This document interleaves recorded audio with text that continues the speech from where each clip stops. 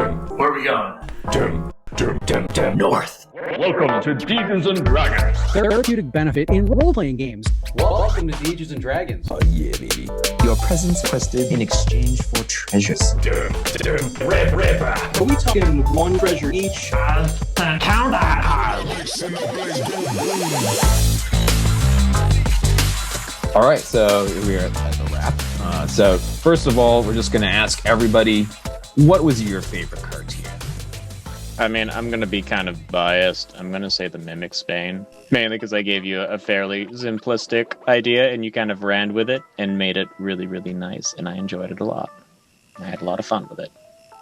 I'm not going to be biased and pick mine, which was Deej at a time. But I'm going to say I love Detective Toilets. It was just so good. Like, such a great concept for a show.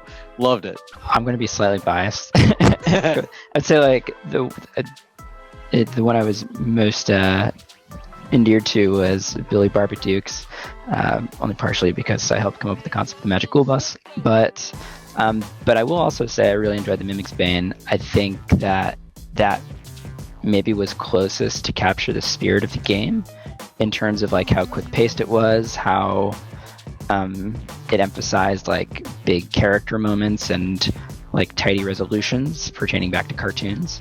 Mm-hmm. I liked it for those aspects. This is a hard one. I like them all, obviously. Yeah. I'm gonna offer two because this is very hard. I'll be a little biased. I was very pleased with how Detective Toilets came out. But a close second, I would say, and again, this is hard because I liked it all. I actually had a lot of fun doing Ripper again, so I would have to say Deej at a Time as my close second. Nice. All right, so you all played 5 characters. So which character did you relate most to? So for me, I think it was probably Gobby Jack. And reason being is, I made Gobby Jack. I didn't necessarily make the other characters that I made or that I played. But I just like how wacky and zany and crazy Gobby Jack is because that's my brain. What I was saying is Gobby Jack is just the stuff that came to my head and I didn't filter it. So, I like playing Gobby Jack. That's a really good point, Nate. Like, I don't know what it is about role-playing games, but some characters, they're just like easier to slip into than others. Like for me, like Gizmo is like a lot of fun to play. And I think during that episode, I talk about how I relate to Gizmo, and that's probably part of it. And I find like the most difficult for me was probably like the clown one because it's so absurd and off the wall, and it was like a lot of fun seeing all like the random things happening, but trying to maintain a consistent character in that setting is really difficult. For me, I was just thinking, even though he has no idea what he's doing, I enjoyed, obviously I write poetry, so I enjoyed coming up with nonsensical bad poetry as Yarrick. So that was great. I definitely related to him on that end, and it was, again, I had a lot of fun sort of doing that. Tony was clearly Cameron Steele. I'm not gonna take the easy way out and just choose a character I've already played, or one of the characters from the setting that I made. So I'm gonna pick Detective Americano. Yeah. I thoroughly enjoyed the Detective Toilets aspect of it, and the entire time I was just trying to like pin Nate as like the bad guy, and just like hoping he was an undercover bad guy the entire time. Sweet, and I know that Billy already touched on this, but who was like the I guess the newest, toughest, if we want to describe a character to play as? For me, it was Anaskel, and I think it was just partly because Anaskel was, obviously, a skeleton, but I mean, a different gender than myself, which is still new to me. The only other character I've ever played, which I actually didn't realize I had this background this entire time, which was from RetroStar when I played Ellie. So that was a little different. Plus, she's also fashion conscious and things like that. And I'm not. All of the clothes I have come from work. So so I think that was probably the hardest character for me to get into, but I still enjoyed the hell out of it. Yeah, I mean, I guess I would sort of jump on that one too. Like, Robert Goulet wasn't difficult, but I felt at times where I was doing more of a voice than I inhabited the character, if that makes sense.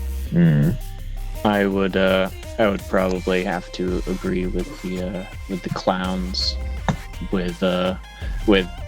Granted, I thoroughly enjoyed that cartoon as well, but for just some reason, just the clown aspect just threw me off completely, and it was just a little hard to kind of get into that mindset. And it was just like, okay, I can deal with sci-fi, and this is fine, but clowns.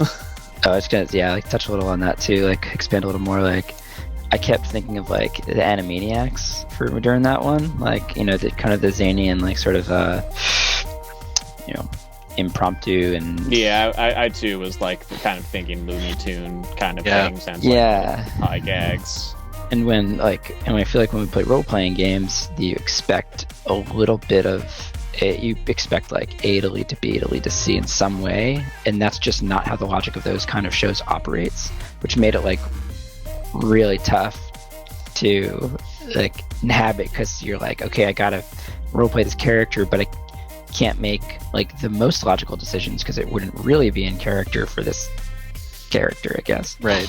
I love hearing this because like when I was going through like kind of like breathing life into like the different characters and stuff, I was looking at the Cosmic Clowns, and it's too why I like made like the main villains like something like so concrete from history. It's like everybody knows like the Roman Empire, and like what that would look like, and it's all like rigid and set things, and then have something that is like completely absurd. Like it's one, just to play as clowns is weird, right? Mm-hmm. Like what's my motivation here as a clown? Then to make them like Superman level clowns and have like that type of power, where they can just survive in the vacuum of space. And I was like, this is really going to challenge people in finding like a way to relate to this. So I'm glad to hear that, for that, amount of time, it was just weird and like really like had to like focus and think about like how do I it gave me like Biker Mice from Mars feelings, which also is kind of a very conflicted feeling. It's like what is this show? Yeah, like I'm a mouse, but I ride a motorcycle, but I'm also from Mars. Show. That's crazy. I had to block this memory of the show out. I just looked it up and I'm like, holy crap. Yeah, dude. Biker Mice from Mars, man. Wow. It's a great show. Oh my god. So you're welcome. Yeah, and I think we had a great spread. I mean, we covered human tier, we covered superhuman tier, we covered cosmic tier. We had dials all over the place. Oh yeah. For every single one. Like we had violence. Actually, maybe violence was the only one that didn't drop down to 1. Unless, wait, did the Ghoul Bus? I can't remember now. But for the most part, all the dials reach 1 through 3 at some point. And yeah, so like I had a ton of fun doing this, and there are a lot more rules to like really create any cartoon you want. So it's great, and there's a ton of supplements and support. Like I've got like 20 PDFs after like the core book. And yeah, there's so much. Like if you want to make a cartoon, you can do it here. Like it takes a little bit. Like it took me some time to like balance out those qualities and traits, and I'm like, ugh, and like finding those right ones and names and the numeric values. But it's so worth it. I mean, I ended up having a blast, and it sounds like you guys had a blast. I hope you did, and I hope Big you had time. a blast viewing. So, All right. I have a This is question for the awesome. group, which is if we were Sure. to continue one of these cartoons at some point, which would you guys pick? I think the one that I would pick is going to be DJ at a Time, simply because we left on such a cliffhanger there. Yeah, I'd probably The other agree ones- with that. The other ones we kind of wrapped up. But if I was going purely on which one I would want to play again, like say we wrapped that one up, like not or whatever, the one I think I really would want to play again was Detective Toilets. It's just so absurd, and ridiculous. I think I too am in Nate's wheelhouse as well. I too want to see the epic climax of Deej Out of Time, and I too would like to play Detective Toilets again. Yeah. Although I would also not. I mean, I'd be down to play any of them again. I think the second one I'd be down to for like after that, Detective Toilets would be the Magic Ghoul Bus. I just love that concept of like the Magic School Bus as ghouls and scary Halloweenish stuff. Like it's great. Yeah, I think I'd go with the toilets also. I think there's a lot there. There's a lot under the covers. You know what I mean? There is. There's so much room for character development. Yeah, there's just a ton of stuff in the tank. I mean, Get it? Just let's be honest. Think of the drama of the so many toilets. ideas to dump. Just Yeah. I think my favorite moment from the Detective Toilets was Billy, when you were like, I spit chew tobacco, but it's actually diarrhea. I said it, and I was just like, oh my god, it's like supposed to be a kid's show. I mean, obviously that would be in a kid show. Oh my god. Kids think. I got some corn in there. oh man, I think the swirly moment of Detective Toilet is probably It was fantastic. Yeah. while you're just like torturing this bank bank plant who's already doing whatever you tell him to, and then just still slam his head into the swirly. Good time. Bullying's bad. Yeah, bullying is bad, people. It is. Yeah. Tony. Yeah, no, I just said it. I just said bullying is bad. I can speak from experience. As you know, when you say something, you mean it for sure.